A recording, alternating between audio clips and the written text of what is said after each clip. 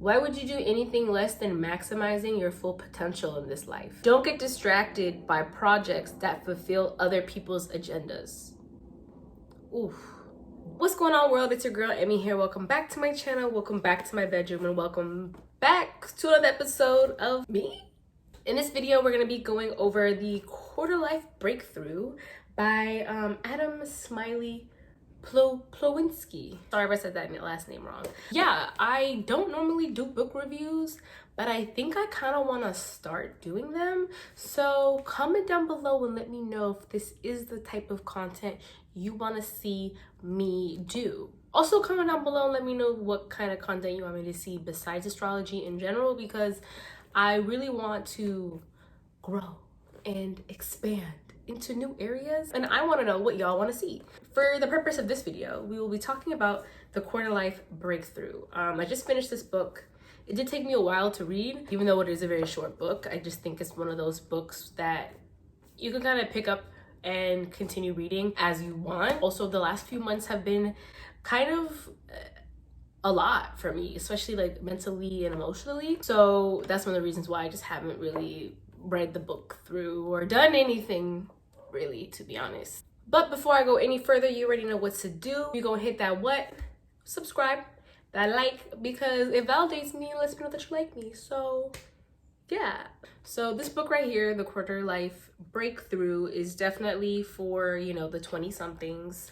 I do feel like the content in this book could translate to, you know, younger folks and older folks, just really anybody that's just trying to figure out what their next step is, which has definitely been the big theme for me the last few months, which was one of the reasons why I wanted this book. But the book is really his story, and the author has a very unique perspective of being able to relate to the reader, because a lot of the story is about him debating on if he should quit his, you know, comfortable corporate like job to become a writer and really follow his passion. And I feel like our generation, like I'm millennial, Gen Z cusp, I feel like a lot of us are very like, you know, we get the stereotype of being the selfish generation, but we would gladly take a pay cut if it meant, you know, following our passion. I liked his dilemma of like figuring out if I should do this or if I shouldn't quit my job and, you know, really just move across the country and pursue his dream. For me, this story was really relatable because I actually moved across the country while unemployed in 2020, so 2 years ago now, and I didn't really ask people what they thought or like if I should do this. And I felt like he kind of talks about the outer influence of like making his own decision for himself, and like it paid off in the end. And I can say that it did pay off in the end for me as well. The book talks about him being, you know, a successful writer and like also like doing TED Talks and all these other like public speaking events, but at the same time like talking about what it took to make that decision, and also what it took, like the process of like making a decision and, you know, not being financially stable and until he finally got to the point of where he is now. And like you really kind of get to go along his journey. And the book also highlights his friends, I'm assuming, or other people who have started pretty successful businesses for themselves, and highlights their stories based on the relevance of the chapter. A lot of the stories of other folks that are in this book, the majority are entrepreneurs, I would say, but also just like-minded folks who follow their passions. Yeah, but the book talks about a bunch of different chapters, like navigating uncertainty, talked about fear, it talked about, you know, that practical side of you versus the creative side of you, and self-doubt, listening to the voice within, so, you know, intuition, and like your voice. Like the key word was your voice and not others and their expectations on you, right? But yeah, so it's full of those kind of stories and topics. I'm gonna go into it more, but there is an element of the book being kind of like a self-help book, just because it is full of these like breakthrough exercises, which I actually found very helpful. I think if you're going to get this book and read this book, I definitely recommend keeping a journal nearby, or just your regular journal, a notebook, whatever, because the questions are very reflective. So I can like kind of read a few of them for you, just so you know, like, so that way you can kind of get the vibe. Write down one thing you're scared of doing and why. Is it scary because you know what you need to do? Then write down if it's fear or fact. The next one is, where does your heart reside? What moves you? And then there's a bunch of questions on community and the impact you want to have and your priorities. So very self-reflective, definitely. He definitely has a level of self-awareness that transcribed in this book and helps others to develop that level of self-awareness, which is what this channel is all about in a way, I guess, or what I would like it to be. So I guess that's why I'm kind of talking about this book, even though it's not really like a spirituality book. But let me not pigeonhole myself into just spirituality anyways. So yeah, I don't want to spoil everything in the book, but I do want to say it had chapters on, you know, like finding your path, inventing your path, finding your purpose, but also like knowing what you want. You have to know what you want, and of helping you figure out through a question and a framework of what is it that you want, or like what are your priorities. But ultimately you have to know that for yourself, right? The thing that really was like eye-opening to me, or what highlighted to me, I don't know, whatever the word is, was the lily pad method. So, you know, we're always taught that it's like you climb a corporate ladder, right? And you stick to one path forever. But the lily pad method is basically saying like, okay, well, like you can do this one industry, and then you can move into this industry, and then you can do this kind of role. There's no such thing as moving forward or backwards, and it's not always a linear path. And that even if you jump from one thing to the other, there's certain skills that you will develop that, and purposes that those lily pads will serve, that will all help you at the end of the day, because you learn something from every career or internship or anything really in life.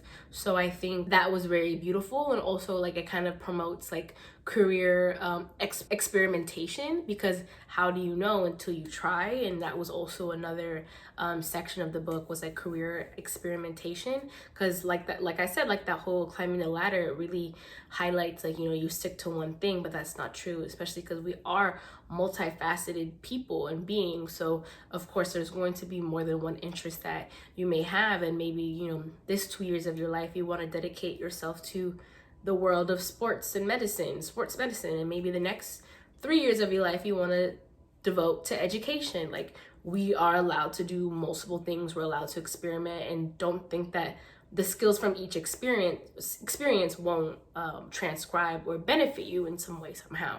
So I really liked that in the keeping a mindset of gratitude versus hopelessness. Another chapter that really stood out to me was embracing fear. Fear can be a lot of different things. It can be fear of the unknown, it can be what other people think, it could be fear of having too many options, right? But for me, it's always the fear of the unknown. That's what will put me in a motherfucking chokehold and not let me go. Like, one of the quotes that he says in the book that really stood out to me was, view fear as an indicator you're moving in the right direction. Fear can prevent breakthroughs, which is very true. Like, I think while I was reading this book, I was so unhappy in my job, and there was multiple layers to it. It was to the point where it was affecting me outside of work, and it was really impacting my mental health. And there was also an emotional aspect, because I was doing social work. And if you have any questions about social work as well, comment down below and I can let you know if you have any questions.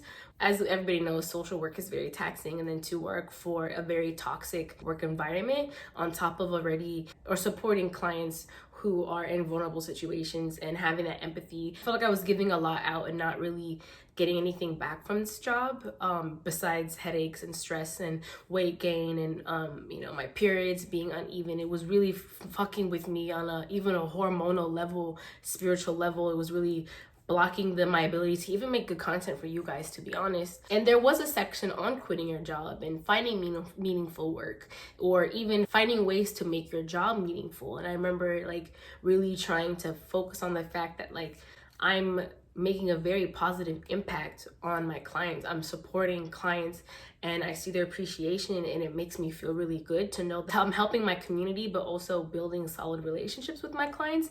But at the same time, like it just became to the point where that wasn't enough, and it was still affecting me in those ways. So, you know, even though he like talks a lot about how he quit his job, and, you know, if quitting your job is right for you, and like finding ways to make it better for you and finding meaningful work, I don't know, I ended up just quitting my job. Is it what I care about? Is it what I'm passionate about?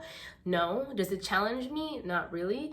But I'm in a way better space now, and I made the right decision for myself because mentally and emotionally, I feel I'm a lot more grounded. I feel like I'm a lot more present in life. I feel like I've been able to be a better friend. So I feel like I've definitely, came back to equilibrium, period.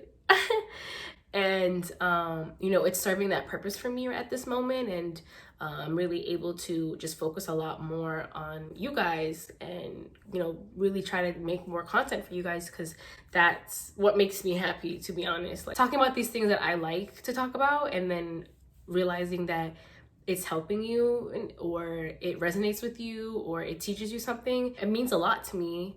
And let me not get emotional, I'm so sorry. Yeah, the quote, view fear as an indicator you're moving in the right direction. Yeah, I was scared to quit my job. I was scared to lose financial stability, but I'm happier. That's what I gave up, and it was definitely worth it because I feel peace and I feel joy in my day-to-day life. Yeah, I think I should have just followed that gut instinct, and I waited way too long to make that decision. So I really hope that resonates with someone, that fear really does prevent breakthroughs, no matter what area that you're scared of. And, writing a list of things that you're scared of, and is it fear or is it fact? Is it just your own paranoia, or is it true? Like, it put things in a lot of perspective for me. The book, there was a lot of stories around entrepreneurship, and there is a lot of tips around that. So if you are somebody that's maybe interested in entrepreneurship, there was some good tips in there. There was a lot about like discipline and like attaining your goals.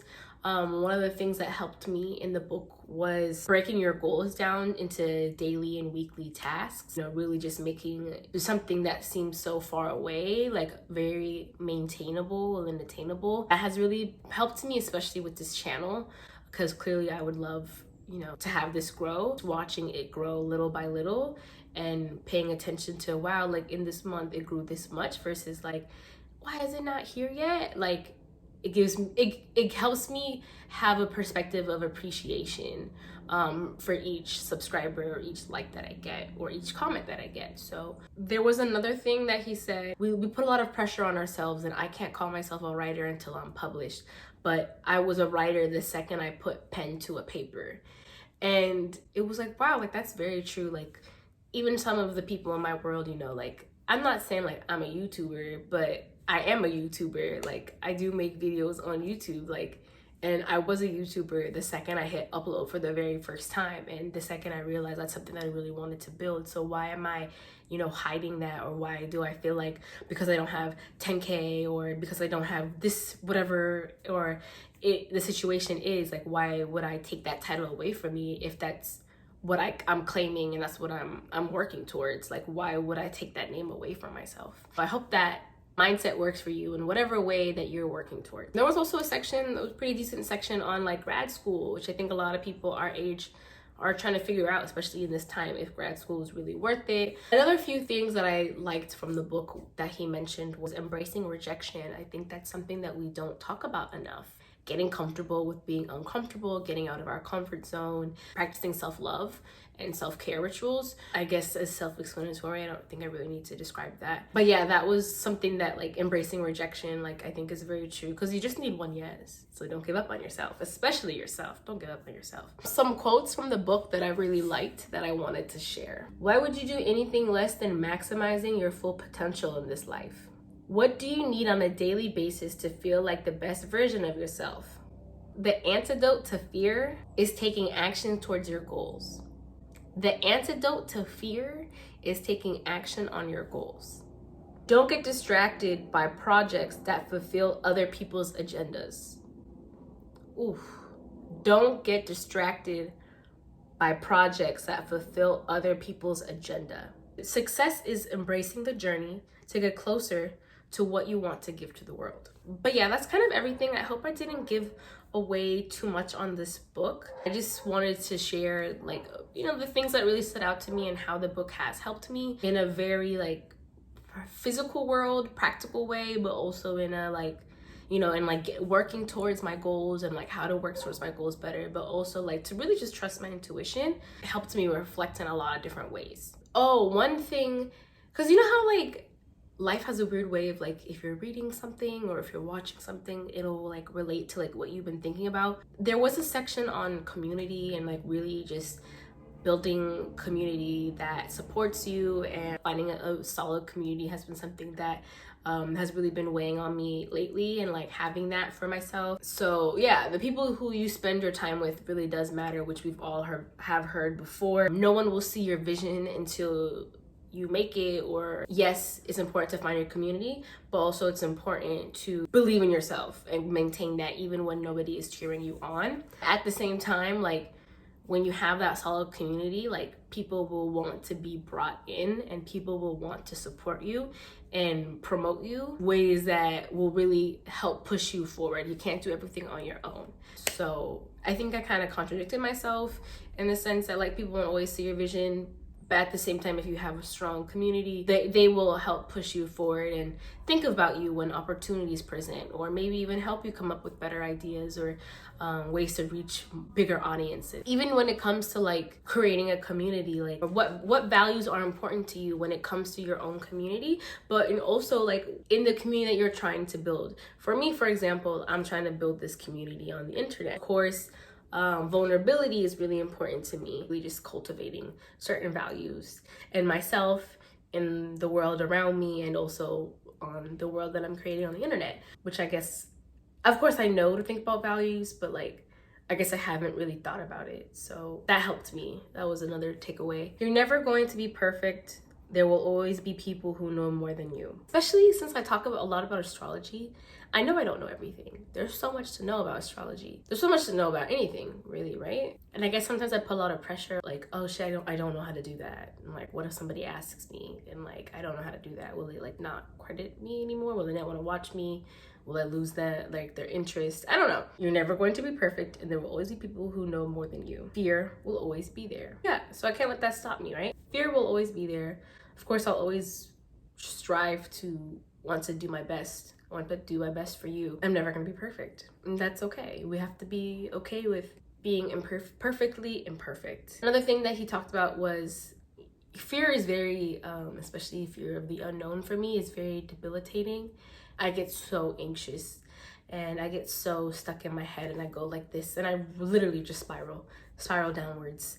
Him saying fear will always be there, and like that he even still battles with that, and like the practical versus the creative side, and the left versus the right side of your brain. That self-doubt, that self-criticism will always be there, but you can't let that hold you back. And I think that's definitely where I'm at now. I can't let fear hold me back. I have to get comfortable with being uncomfortable and keep trying to push myself out there and do more, some way, somehow, trying to do something new that makes me feel uncomfortable, or that makes me scared, or that makes me nervous, because that's the only way that you grow, right? Like the magic happens out of your comfort zone. So I think there's also an element of just like trusting your instincts, because your intuition, your first instinct, will always be right.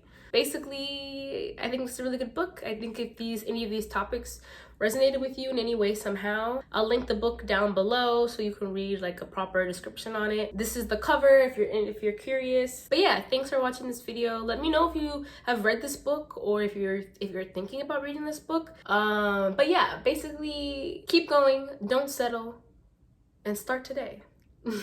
Thanks for watching. Don't forget to thumbs up this video and subscribe to my channel if you're not. I love you, and we're all on our own journey, and we're growing, and we're growing, and we're growing.